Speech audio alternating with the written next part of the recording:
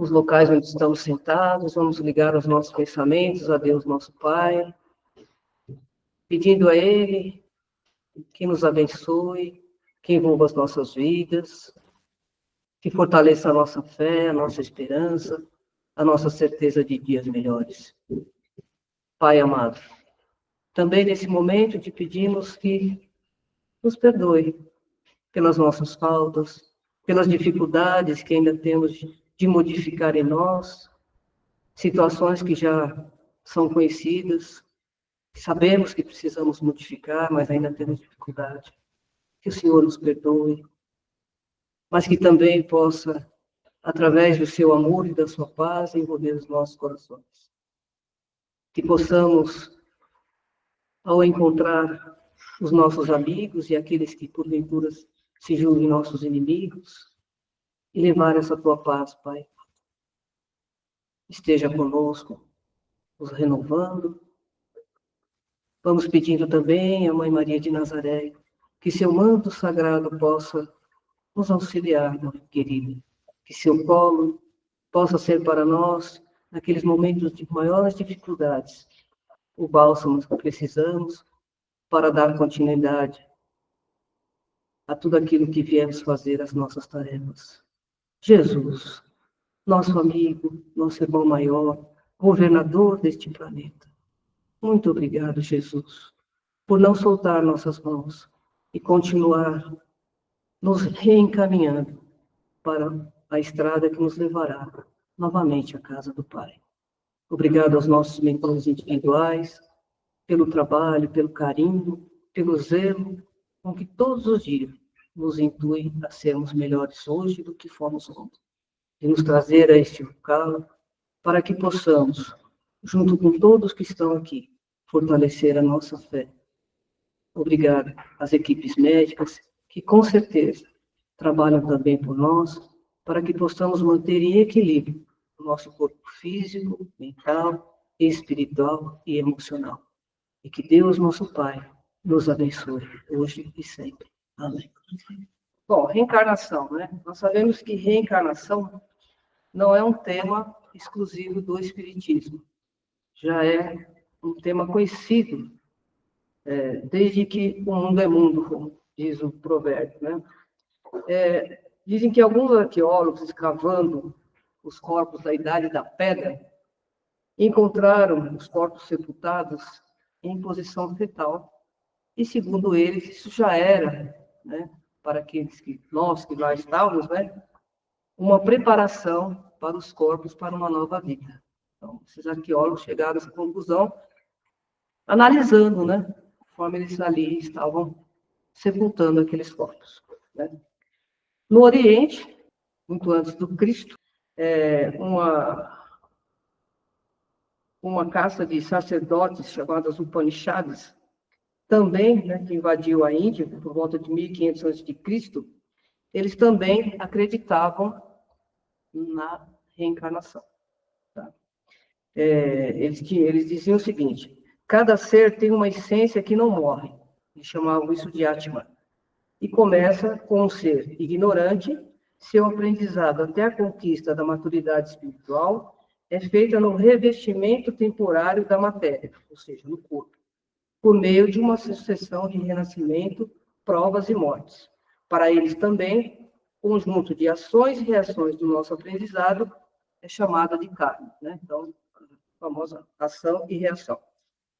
No budismo, vemos também que eles têm muito dos conceitos do hinduísmo, e o diferencial deles é que eles dizem que a alma não permanece imutável entre uma vida e outra, misturando outras características de caráter e personalidade. No Ocidente, vários filósofos gregos também já falavam da reencarnação. Pitágoras afirmou ter sido um guerreiro troiano, um comerciante, um agricultor e prostituta em vidas anteriores, né? Aceitava até a ideia de um ser humano renascer em um corpo de animal, né? Que nós hoje sabemos que isto não é possível, né? Mas na época ele acreditava que isso também pudesse acontecer. Sócrates também disse a famosa frase: sei que nada sei, né? E ele, assim como Cristo, também nada escreveu, mas também acreditava na reencarnação, né? E Platão, Aristóteles, né, que vieram depois dele, também tiveram essa sequência desse acreditar. No cristianismo primitivo, encontraremos a figura do teólogo e escritor Alexandrino Orígenes, de 185 a 254 depois de Cristo. Em um dos seus textos, ele escreveu: todos os que descem à terra, de acordo com seu merecimento ou posição, nascem em local ou nação diferente, com doenças diversas ou descendentes de pais mais ou menos religiosos ou pios, por exemplo, pessoas caridosas. Ele acreditava que todos, inclusive os demônios, um dia seriam perdoados e purificados por Deus. Mas a igreja, sabemos que a igreja, ao longo da sua história, as coisas foram cortadas para que isso não prosseguisse, né? Então, no século VI, a igreja, né, no concílio de Constantinopla, bane, né, Orígenes, ou seja, tudo o que ele disse, e aquelas pessoas que seguiam, né, o que ele disse, foram perseguidas, foram mortas, né? E a igreja, então, tirou esse capítulo da história. Não existe. Você morreu, acabou, né? O tema reencarnação volta, né, no século XIX, por Allan Kardec, através do Espiritismo, né, que é a revelação, a terceira revelação. Então, o Livro dos Espíritos nada mais é do que uma compilação de perguntas diversas que Allan Kardec fez para vários médiuns em vários locais, né, para ter depois tudo isso compilado, tudo isso muito bem organizado, de acordo com os temas, né? Ele separou tudo, quer dizer, perguntas que tinham respostas iguais, perguntas que eram muito diferentes, que ele viu que ali não existia ali um espírito que estava coerente com a pergunta, com o tema. Então, ele fez um trabalho grandioso, nós sabemos, né, já no Livro dos Espíritos. Esse tema, reencarnação, ele tem aqui no Livro dos Espíritos, ele faz na pergunta 132. O objetivo da encarnação. Qual é o objetivo da encarnação dos espíritos? Ele pergunta. Então, a resposta é: Deus lhes impõe a encarnação com a finalidade de levá-los à perfeição. Para uns, é uma expiação, para outros, uma missão. Para chegar a esta perfeição, eles devem sofrer todas as vicissitudes de existência corpórea. Nisto consiste a expiação. A encarnação ainda tem outra finalidade, que é de pôr o espírito em condições de encarregar-se de sua parte na obra da criação. É para realizá-lo que ele toma, em cada mundo, um instrumento que esteja em harmonia com a matéria essencial deste mundo, para, a partir desse ponto de vista, executar as ordens de Deus e, desta maneira, em sintonia com a obra geral, ele próprio progride, né? Assim como ele deu no tema da lição 71 aqui. A ação dos seres corpóreos é necessária à marcha do universo. Porém, Deus, em sua sabedoria, quis que eles encontrassem nessa mesma ação um meio de progredir e de aproximar-se dele. É assim que, por uma admirável lei de sua providência, tudo se encadeia, tudo é solidário na natureza. Então, assim, quando nós reencarnamos, né, nós sabemos, pelas literaturas, que não é um processo assim tão fácil. Ah, vou juntar os dois aqui, vai nascer os filhos e vida que segue, né? Existe todo um planejamento dos espíritos amigos, daqueles que têm a responsabilidade de nos trazer de volta a esta terra, para que nós possamos dar continuidade, né, às nossas tarefas. Muitos de nós deixamos as tarefas pelo caminho, né? E esses amigos espirituais têm um trabalho grandioso, né? Quando nós pegamos aí algumas literaturas, até juntar as pessoas, né? O homem, a mulher, né? Aqueles dois espíritos, para que eles juntos tragam outros espíritos, possam ser exemplo, né? Possam educar, possam auxiliar esse espírito a melhorar, né? E não vem a coisa assim toda bonitinha, né? Nós sabemos disso, né? Às vezes esse casal já tem aquela briga, não, eu não quero casar com ele. Não, mas você vai ter que casar porque é com ele que você vai auxiliar, né? Aquele espírito X ou Y. Então, primeiro tem aquele, às vezes, convencimento para aquele casal possa se juntar, né? Quando eles conseguem, passamos essa parte. Quando vem os filhos, né? Também é outra luta. Porque muitas vezes são o quê? Espíritos que você teve lá alguma dificuldade no passado e que agora você vai ter que ser pai e mãe desta criatura. Né? Nós sabemos, às vezes, não só nas nossas famílias, como pessoas que nós conhecemos, a grande luta que é você educar, né, um ser que, na verdade, você nada conhece dele. E por mais que você possa dizer assim, esse aqui é meu filho, ele desde que ele nasceu, né? Mas você realmente conhece esse espírito? Porque quando a gente percebe, quando chega uma certa idade, ele realmente tem vida própria. E às vezes você olha para aquela criatura, você fala assim, puxa vida, né? Tem nada de mim aqui. Nada do pai, nada de mim. Né? É como se fosse realmente um estranho. Então, assim, a luta árdua para aquele que vai ter essa responsabilidade de trazer esse espírito que, na verdade, você não sabe, obviamente que pelas literaturas, sabemos que em alguns casos, né, colocam aqueles que vão ser os progenitores, que vai vir para ter uma conversa, para ter um diálogo, para se ajustar. Mas quando a gente chega aqui, né, a gente esquece. E aí?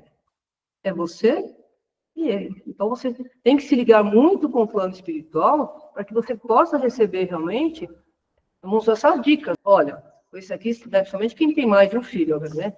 Com esse você vai assim, com esse você vai assado. É por isso que muitos de nós, a gente tem mais de um irmão, vários às vezes, né? Eu sou uma família grande, né? Minha mãe teve 9 filhos. Então você fala assim, a mãe gosta mais do fulano do que do ciclano. Mas não é. Hoje, um pouquinho que a gente entende, a gente sabe que é isso, né? Aquele espírito que muitas vezes a mãe tem mais cuidado, que ela está ali mais em cima, que isso, que aquilo, que aquilo outro, é aquele que precisa mais. É aquele que ela precisa dar maior exemplo, é aquele que ela precisa ficar de olho, porque senão ele vai se perder. Né? Não quer dizer que ele não vá. Né? Nós sabemos o que? Temos o vive a vida. E ele, muitas vezes, faz com que a gente se perca naquilo que a gente veio aqui resolver. Então, a gente pensar, né, que muitas vezes a gente não dá importância ao tema reencarnação.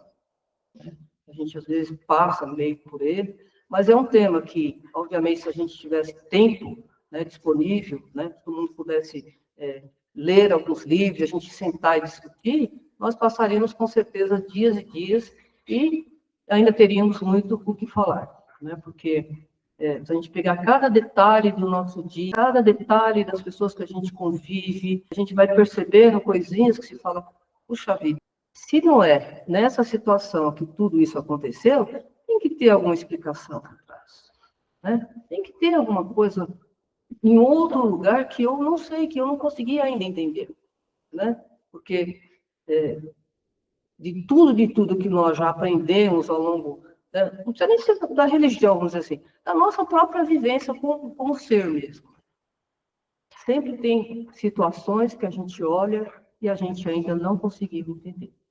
Mesmo que dentro do espiritismo, gente, né, nas literaturas, tem bastante explicação, tem bastante tema. Emmanuel, então, né, cada vez que a gente pega um tema e procura por Emmanuel, ele vai destrinchando mesmo, palavra por palavra, situação por situação, mas mesmo assim, a nossa vivência tem muita coisa que a gente ainda não consegue entender, não consegue balizar, né? Porque isso, porque aquilo, né? Hoje, quando a gente vê esse mundo tão conturbado, por mais que nós saibamos que o Cristo é o governador deste planeta, a gente ainda se questiona, né? Por que aquela pessoa, aqueles seres, aquele povo está passando por tudo aquilo? A gente ainda se questiona. O Espiritismo tem uma explicação, basta a gente procurar. Mas mesmo assim, ainda nos questionamos. Mesmo assim, ainda a gente fala, puxa vida, né? Encarnou ali, mas por que ele reencarnou ali? Por que ele está passando por tudo isso? Né? A misericórdia de Deus. Né? Nós lembramos que tem a misericórdia de Deus. Né? A reencarnação, ela não é um processo aleatório, é um processo muito bem idealizado para cada um de nós estarmos aqui, né? Então, que a gente possa fazer a nossa parte. Aí tem um panfleto que está ali por cima, que eu peguei outro dia, do Emmanuel, livro Religião dos Espíritos. Então, ele fala aqui, reencarnação. Reencarnação nem sempre é sucesso expiatório, como nem toda luta no campo físico expressa punição. Suor na oficina é acesso à competência. Esforço na escola é aquisição de cultura. Porque alguém se consagre hoje à medicina, não quer dizer que haja ontem semeado moléstias e sofrimentos. Muitas vezes o espírito, para senhorear o domínio das ciências que tratam do corpo, voluntariamente lhes busca o trato difícil no rumo de mais elevada ascensão. Porque um homem se dedique presentemente às atividades da engenharia, não exprime semelhante escolha, essa ou aquela dívida do passado, na destruição dos recursos da terra. Em muitas ocasiões, o espírito eleva esse gênero de trabalho, tentando crescer no conhecimento das leis que regem o plano material, em marcha para mais altos postos na vida superior.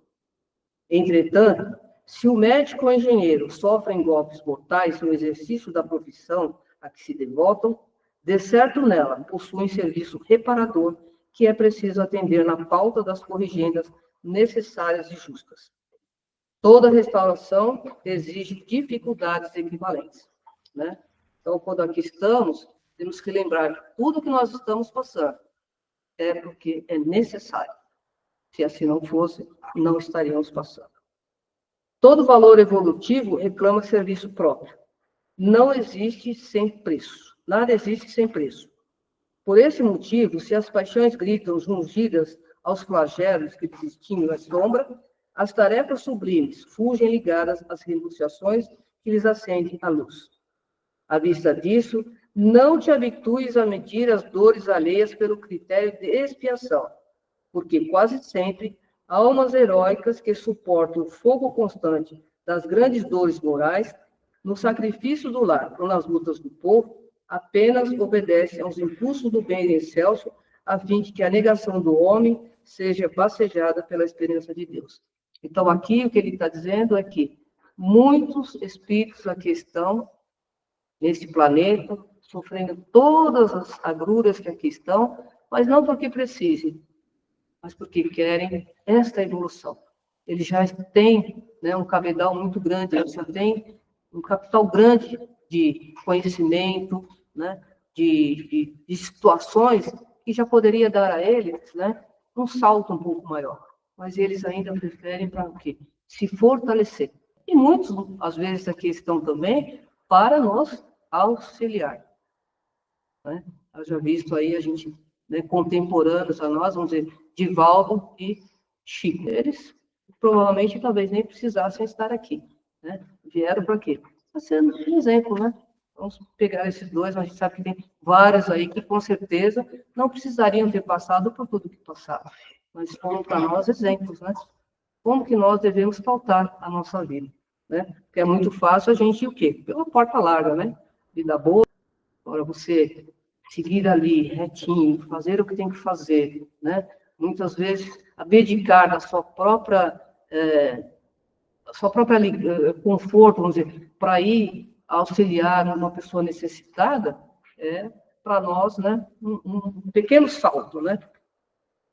Recorda que, fosses arrebatado ao céu, não tolerarias o gozo distante, sabendo que os teus filhos se agitam no turbilhão infernal. De imediato, solicitarias a descida aos tormentos da treva para ajudá-los na travessia da angústia. Então, aqui é bem assim, aqueles espíritos abnegados mesmo, né?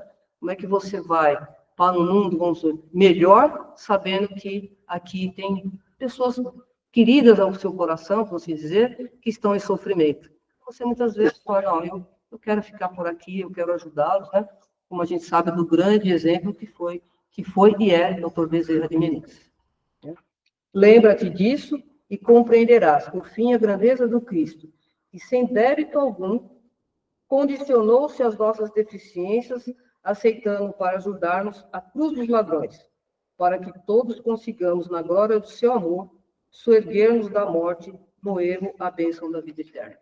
Bom, aqui acho que não precisa falar mais nada, né? Quando fala no Cristo, acho que não tem, né? Não tem exemplo maior, realmente. Né? Um espírito, né, crístico, que podia dizer, bom, eu sou o governador lá, para mim tá bom aqui, eu fico aqui, não vou fazer nada. Muito pelo contrário, né? Ele se prontificou a vir aqui para nos ensinar uma das leis mais lindas que nós temos na nossa vida, que é a lei do amor. Né? Ele veio e exemplificou de verdade, né? Se ele nada escreveu, foi tudo pelo exemplo. Tudo pelo exemplo. Deixou para aqueles que ali estavam como poderíamos, né, melhorar, como poderíamos sair da situação em que nós mesmos nos colocamos, somente através do amor, da caridade, né? Como ele disse, né? Amar a Deus sobre todas as coisas e ao teu próximo como a ti mesmo. Então, quando nós chegarmos um pouquinho perto disso, nós com certeza, a reencarnação para nós vai ser um processo que nós não vamos mais precisar passar. Né? Então, vamos nos esforçar para a gente sair desse processo, ir e vir. Né? Vamos tentar fazer o nosso melhor, né? O nosso melhor, realmente. E o que é o nosso melhor? Cada um, né, vai saber o que é o seu melhor, para poder sair, né, desse ir e vir. Todos nós temos condições. Isso é uma situação, né? É um fato. Todos nós temos essa condição de sair, né, desse redemoinho que é a reencarnação. Basta que a gente realmente siga, o mínimo possível, as leis divinas que estão aí para todos nós.